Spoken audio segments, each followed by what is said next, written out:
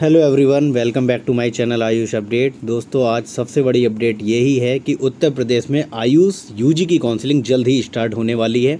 Official schedule जो है brochure जो है पूरा रिलीज़ कर दिया गया है, ऑफिशियल वेबसाइट पर अवेलेबल है। और आप जब यूपी आयुष यूजी काउंसलिंग की वेबसाइट को विज़िट करेंगे तो आप देखेंगे पूरी वेबसाइट को जो है उन्होंने ऑलमोस्ट अपडेट कर दिया है। यूपी आयुष यूजी काउंसलिंग 2025 एकदम लिख कर आने लगा है, जो आप अंदर घुस के जाएंगे तब वेबसाइट पर आता है। और उसके आप नोटिफिकेशन में देखेंगे ऑफिशियल जो ब्राउचर है रिलीज़ कर दिया गया है, और आप देख सकते हैं। इसी ब्राउचर पर आज हम डिस्कस करेंगे क्या रूल्स एंड रेगुलेशन है जिनका आपको बहुत ध्यान रखना होगा काउंसलिंग कराते वक्त, क्योंकि आप जरा सा भी इसमें रूल्स एंड रेगुलेशन को फॉलो नहीं करेंगे तो आप सिक्योरिटी मनी को भी गंवा देंगे और अपनी सीट को भी मतलब अच्छी सीट नहीं पा पाएंगे। क्योंकि जितना आप रूल्स एंड रेगुलेशन के अकॉर्डिंग अपनी काउंसलिंग कराते हैं दोस्तों, उतना आपके चांसेस बेहतर रहते हैं कि आपको एक अच्छी सीट्स मिल जाए, अच्छे कॉलेज की सीट मिल जाए। क्योंकि आप जब स्मार्टली चॉइस फिलिंग करते हैं, कैसे प्रीफ्रेंस रखना है कॉलेज का आपकी रैंक के अकॉर्डिंग, तो आपके चांसेस अच्छे बनते हैं कि आपको वो कॉलेज अलॉट हो जाएगा। ठीक है, ये जो एडवर्टीज़मेंट जो है दोस्तों ब्राउचर रिलीज़ किया गया है, इसमें आप देखेंगे विषय जो है शैक्षणिक सत्र, मानी ये होता है कि जो एकेडमिक सेशन है दोस्तों 2025 और 26 हेतु प्रदेश के आयुर्वेदिक, यूनानी एवं होम्योपैथिक मेडिकल कॉलेजों में BAMS, BUMS एंड BHMS पाठ्यक्रमों में आयुष मंत्रालय भारत सरकार द्वारा निर्गत नीट यूजी की मेरिट तथा तत्संबंधी दिशा निर्देशों को अंगीकार करते हुए वर्ष 2025 और 26 के प्रवेश हेतु UP Ayush UG counselling 2025 online संपन्न कराने हेतु नीति निर्धारित किए जाने के संबंध में। नीति निर्धारित मतलब होता है क्या रूल्स एंड रेगुलेशन बनाए जा रहे हैं। जैसे आपने नीट का एग्ज़ाम दिया, उसके बाद आपने ऑल इंडिया की अगर काउंसलिंग करा रहे होंगे आप, आयुष की स्टार्ट हो चुकी है, वो 22 अगस्त को स्टार्ट हो गई थी, तो उसमें आपने अगर रजिस्ट्रेशन कर रखा है तो आपका फर्स्ट राउंड का जो है रिज़ल्ट आने ही वाला है। 1-2 दिन में आपको पता लग जाएगा कि आपको ऑल इंडिया पे कौन सा कॉलेज मिल रहा है। ठीक है, और कुछ कैंडिडेट्स हमारे ऐसे होंगे जो ऑल इंडिया में नहीं जाना चाहते होंगे, वो चाहते होंगे कि हमें अपना ही स्टेट मिल जाए। लाइक उत्तर प्रदेश के जो कैंडिडेट होंगे मोस्टली स्टूडेंट, वो चाहते हैं कि हमें उत्तर प्रदेश का ही कोई कॉलेज मिल जाए। जैसे कि अगर हम आयुर्वेद की बात करें, सबसे अच्छा इंस्टीट्यूट आपका आयुर्वेद में अगर स्टेट की बात करें तो RAC लखनऊ है। ठीक, राजकीय आयुर्वेदिक कॉलेज लखनऊ, और उसमें सब एडमिशन लेना चाहते हैं क्योंकि आपका कैपिटल है, अच्छा सिटी है, अच्छी आपको वहाँ पे अपॉर्चुनिटीज़ हैं, स्किल सीखने को अलग से मिलेंगे। ठीक है, तो ये सब चीज़ें इंपॉर्टेंट होती हैं दोस्तों। इसीलिए आपसे कहा जाता है कि काउंसलर की हेल्प ज़रूर लें, ताकि आप काउंसलिंग करते वक्त चॉइस फिलिंग कैसे कर रहे हैं ये इंपॉर्टेंट होता है दोस्तों।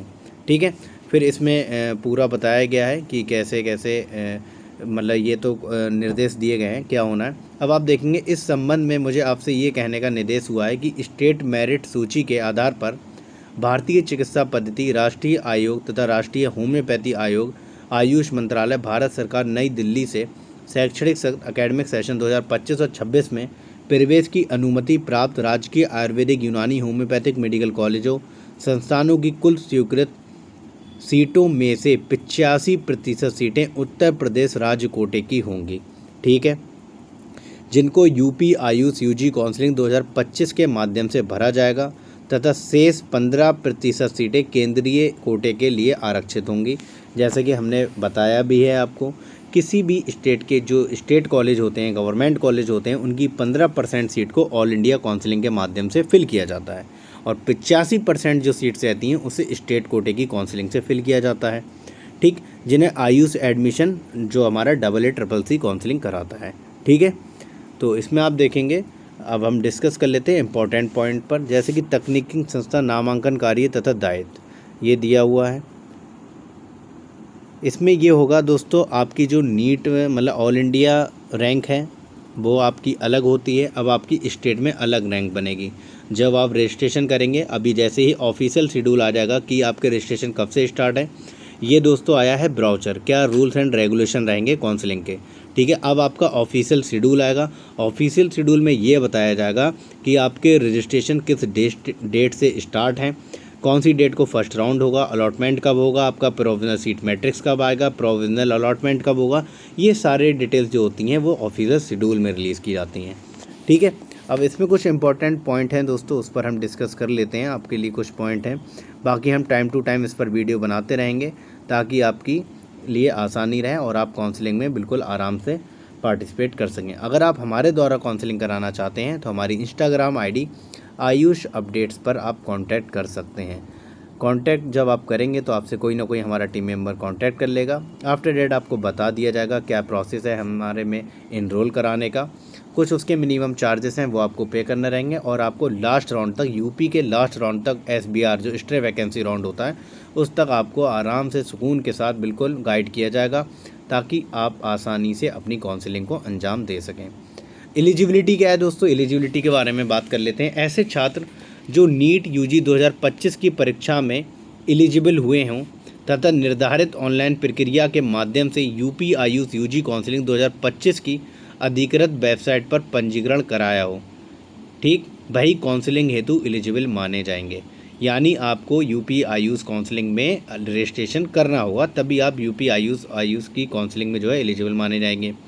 BMS, BUMS, BHMS हेतु इंटरमीडिएट अथवा समकक्ष परीक्षा में भौतिक विज्ञान, रसायन विज्ञान, जीव विज्ञान और आपकी जैव प्रौद्योगिकी, बायोटेक्नोलॉजी विषयों में उत्तीर्ण होना अनिवार्य है।